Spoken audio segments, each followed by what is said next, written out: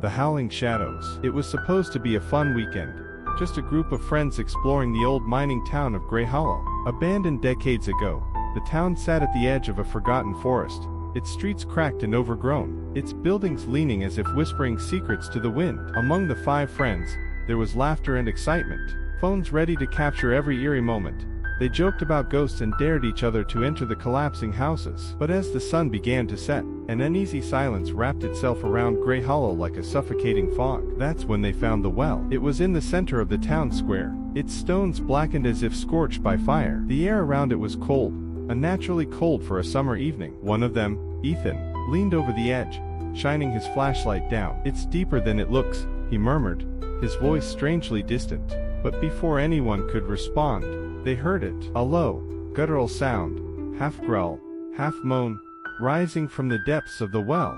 It echoed in their chests, vibrating in their bones. "Let's get out of here," whispered Mia, gripping her jacket tightly. But then, the scratching started. It came from below, as if claws were raking against stone. Panic set in, and they began to back away. But it was too late. A shadow, no, not a shadow, something more, crawled out of the well. It was tall but hunched, its limbs too long, its movements unnatural. Its skin shimmered like oil, constantly shifting, and its eyes were nothing but endless voids, staring into their very souls. The creature opened its mouth, but no sound came out. Instead, the air itself seemed to warp, bending around them as if reality was being unraveled. One by one, the friends ran. Mia and Ethan ducked into the general store. The wooden floor creaked under their weight as they hid behind the counter. Their breathing was shallow, their hearts racing. "Do you think it's gone?" Mia whispered. But then, the lights, dim as they were, began to flicker. The air grew heavy. Ethan grabbed Mia's arm. "It's here." The creature didn't walk. It flowed, like liquid shadow, easing between the cracks in the door. Its head twisted unnaturally, tilting to see them.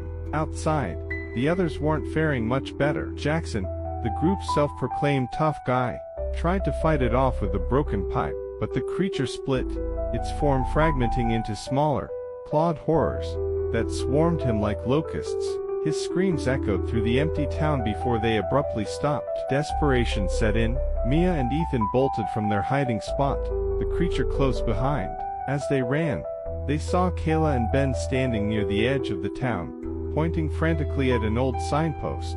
It read, "Do not break the silence." "What does it mean?" Ethan shouted. But before they could figure it out, the creature let out an ear-piercing howl, a sound that wasn't just heard, it was felt, deep inside, as if it were tearing apart their very existence.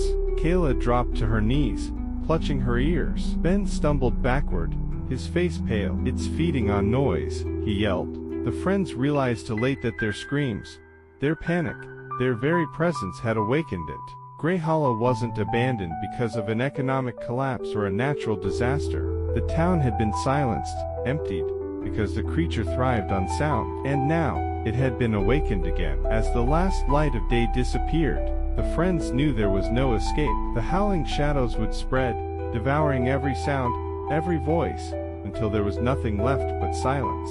And in that silence, it would wait for the next unwitting visitors.